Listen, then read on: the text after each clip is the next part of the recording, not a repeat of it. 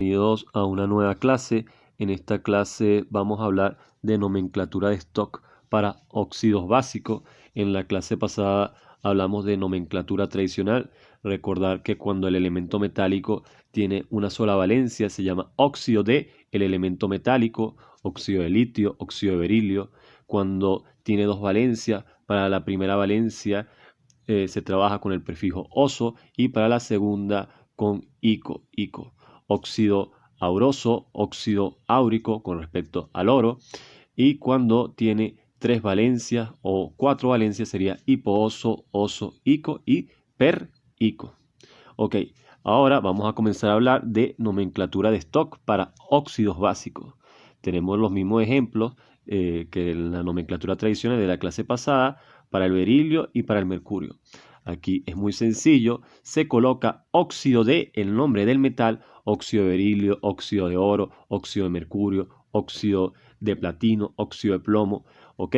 Y al final se coloca entre paréntesis en número romano la valencia con que está trabajando. Por ejemplo, en el óxido de berilio nosotros sabemos que se trabaja con el berilio, está trabajando con valencia 1, con su única valencia, y se va a colocar entre paréntesis en número romano la valencia. Óxido de berilio, entre paréntesis 1, la valencia que se está trabajando. En el segundo ejemplo del mercurio, en el mercurio tenemos valencia 1 y 2, 1 y 2. En el primer ejemplo, el mercurio está trabajando con su primera valencia, por lo que se va a colocar entre paréntesis 1, 1 en número romano, óxido mercurio 1 en número romano.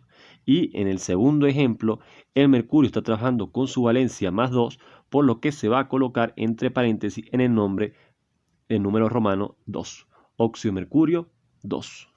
Eso con respecto a nomenclatura de stock. Muy sencillo. Se coloca óxido del metal y entre paréntesis en número romano la valencia con que el metal está trabajando.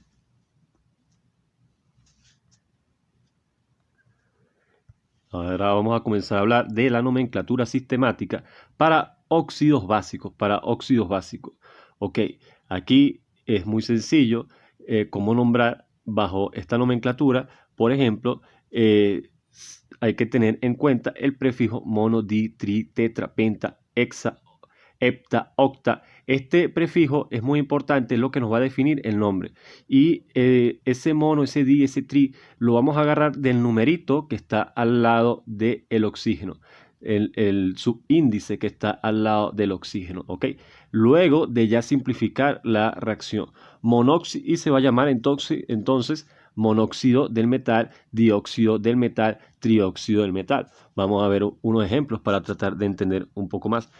Ojo, monóxido, dióxido, trióxido, tetraóxido, pentaóxido, hexaóxido, heptaóxido, octaóxido. eh, También se puede ver pentóxido, heptóxido sin la A. También se podría ver. Ok, el mismo ejemplo del berilio, por ejemplo, nosotros vemos el compuesto final, queda como BeO, BeO. Al lado de la O, si no tenemos nada, se supone que hay un 1. Y como se supone que hay un 1, se escribe monóxido de berilio, del nombre del metal, muy sencillo.